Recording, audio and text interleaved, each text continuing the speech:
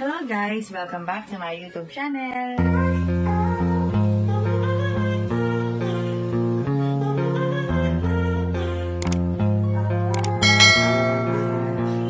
Things off, we have our player of the game, Bea De Leon!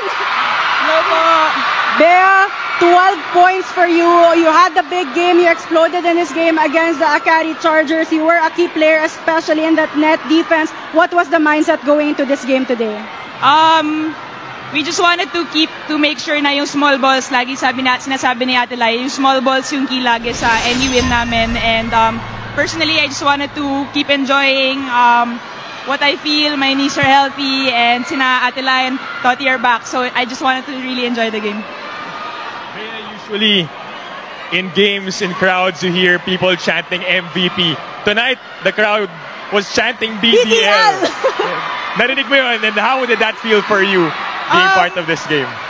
It was such a pleasure na marinig silang lahat na mag-cheer, not only for me, pero for the whole Dreamline team. Sobrang ingay sa arena and sobrang appreciate namin yun. We love playing for crowds this big.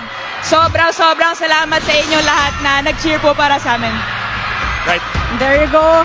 Any last message to all the fans of the Cool Smashers and PVL?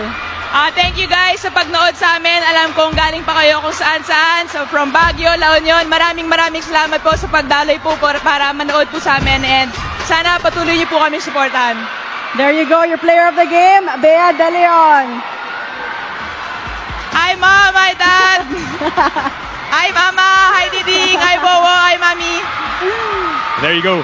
Thank you so much, Bea De Leon, our player of the game, and the Cool Smashers, the winning team for this one. Ayel, what a game.